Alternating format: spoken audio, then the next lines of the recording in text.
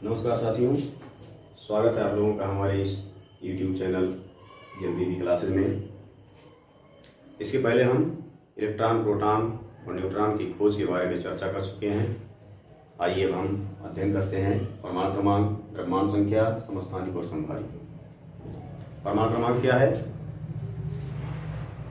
किसी तत्व का परमाणु क्रमांक उस तत्व के परमाणु के नाभिक में स्थित धनावेश इकाइयों की संख्या के बराबर होता है।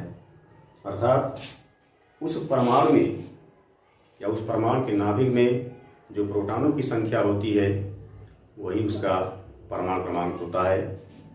यहाँ पर परमाणु क्रमांक को हम Z से निरूपित करते हैं। Z बराबर P बराबर E, लेकिन E तभी होगा जब परमाणु विद्युत उदासीन होगा। ठीक, अब हम देखते हैं द्रव्यमान संख्या क्या है। एटॉमिक मास किसी परमाणु के नाभिक में स्थित प्रोटॉनों एवं न्यूट्रॉनों की संख्याओं के योग को द्रव्यमान संख्या कहते हैं। द्रव्यमान संख्या को हम A से निरूपित करते हैं, अर्थात एटॉमिक मास हो गया बराबर P + N। P मतलब प्रोटॉनों की संख्या और N मतलब न्यूट्रॉनों की संख्या। यानी प्रोटॉनों और न्यूट्रॉनों की संख्याओं का योग कर दिया जाए तो हमें द्रव्यमान संख्या प्राप्त हो जाएगा। यहाँ P + N को हम न्यूक्लियनों की संख्या भी कहते हैं। न्यूक्लियन यानी न्यूक्लियस में पाए जाने वाले जो पार्टिकल्स हैं उनको हम न्यूक्लियन कहा गया। और न्यूक्लियस में या नाभिक में प्रोटॉन और न्यूट्रॉन ही पाए जाते हैं। या A बराबर Z + N क्यों? क्योंकि P बराबर Z है, यानी परमाणु क्रमांक में अगर न्यूट्रॉन जोड़ दिया जाए तब भी हमें द्रव्यमान संख्या प्राप्त हो जाएगा। या A बराबर E + N, यहाँ भी वही नियम लागू होगा। ये उसी दशा में लागू होगा जब परमाणु विद्युत उदासीन होगा। अब हम परमाणु क्रमांक और द्रव्यमान संख्या कहाँ लिखते हैं? इसके लिए हम देखते हैं कि X कोई परमाणु है, ये परमाणु का संकेत है। परमाणु क्रमांक Z हो गया, द्रव्यमान संख्या A हो गया।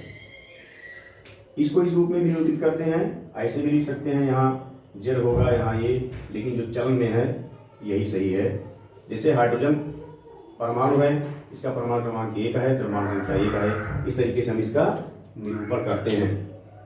समस्थानिक या आइसोटोप्स क्या है? एक ही तत्व के भिन्न परमाणु जिनके परमाणु क्रमांक समान परंतु द्रव्यमान संख्याएं भिन्न होती हैं, एक दूसरे के समस्थानिक कहलाते हैं। जैसे प्रोटियम, ड्यूटेरियम, ट्राइटियम अर्थात 1s1, 1s2, 1s3। 1s1 को हम P, 1s2 को D, 1s3 को T अर्थात प्रोटियम, ड्यूटेरियम, ट्राइटियम लिखते हैं। यहाँ हम देखें अगर तो इन तीनों के जो परमाणु क्रमांक हैं वो समान है, 1-1 है, लेकिन द्रव्यमान संख्याएं 1, 2, 3 है अर्थात भिन्न है। यानी ये एक दूसरे के समस्थानिक हो गए। इनकी कुछ विशेषताएं होती हैं। विशेषताओं में ये कह सकते हैं कि समस्थानिकों के परमाणु क्रमांक समान है, और जब परमाणु क्रमांक समान है तो प्रोटॉनों की संख्याएं भी समान है। अब अगर परमाणु विद्युत उदासीन है तो इलेक्ट्रॉनों की संख्याएं भी समान है। लेकिन अगर हमें न्यूट्रॉन की संख्या निकालनी होगी तो हम द्रव्यमान संख्या में से प्रोटॉनों की संख्या या परमाणु क्रमांक घटाते हैं तब हमें न्यूट्रॉन प्राप्त होगा। यानी ये कह सकते हैं कि अगर हम इसमें से घटाएंगे, एक में से घटाएंगे तो यहाँ इनमें न्यूट्रॉनों की संख्या 0 होगी। 2 में से घटाएंगे 1 आएगा, यानी न्यूट्रॉन की संख्या 1 होगी। और 3 में से घटाएंगे तो 2 आएगा, यानी ट्राइटियम में न्यूट्रॉनों की संख्या 2 होगी। इस तरीके से कह सकते हैं कि समस्थानिकों में न्यूट्रॉनों की संख्याएं भिन्न भिन्न होती हैं।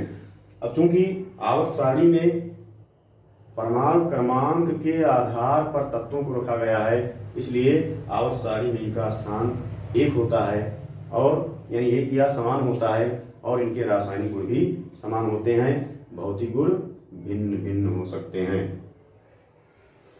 आगे है समभारिक या आइसोबार, वे परमाणु जिनके द्रव्यमान संख्याएं समान परंतु परमाणु क्रमांक भिन्न हो, एक दूसरे के समभारिक या आइसोबार कहलाते हैं।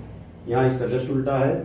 यहाँ पर परमाणु क्रमांक समान थे, द्रव्यमान संख्याएं भिन्न थीं, लेकिन समभारिक में परमाणु क्रमांक भिन्न है, द्रव्यमान संख्याएं समान है। यहाँ पर भिन्न तत्व के भिन्न परमाणु हो सकते हैं। यहाँ परमाणु क्रमांक में एक ही तत्व था। जैसे आर्गन, पोटेशियम, कैल्शियम। आर्गन का परमाणु क्रमांक 18, पोटेशियम का 19, कैल्शियम का 20, जो तीनों एक दूसरे से भिन्न हैं, लेकिन द्रव्यमान संख्याएं समान हैं, अर्थात 40 हैं, अर्थात ये एक दूसरे के समभारिक हैं। समस्थानिकों की तरह इनकी कुछ विशेषताएं होती हैं, जैसे समभारिक के जो परमाणु क्रमांक हैं वो भिन्न भिन्न हैं, और परमाणु क्रमांक भिन्न भिन्न होने के कारण इन्हें आवर्त सारणी में समान स्थान पर नहीं रखा गया है, अलग अलग स्थानों पर रखे गए हैं। इनके जो प्रोटॉन और इलेक्ट्रॉन हैं वो भिन्न भिन्न होंगे, लेकिन न्यूट्रॉन समान होंगे। इनके भौतिक और रासायनिक गुण दोनों भिन्न होंगे। आशा है आप लोगों को ये वीडियो पसंद आया होगा, समझ में आया होगा। हमारे चैनल को लाइक एवं सब्सक्राइब जरूर करें, बेल आइकन जरूर दबाएं ताकि अगले वीडियो का नोटिफिकेशन आपको मिलता रहे।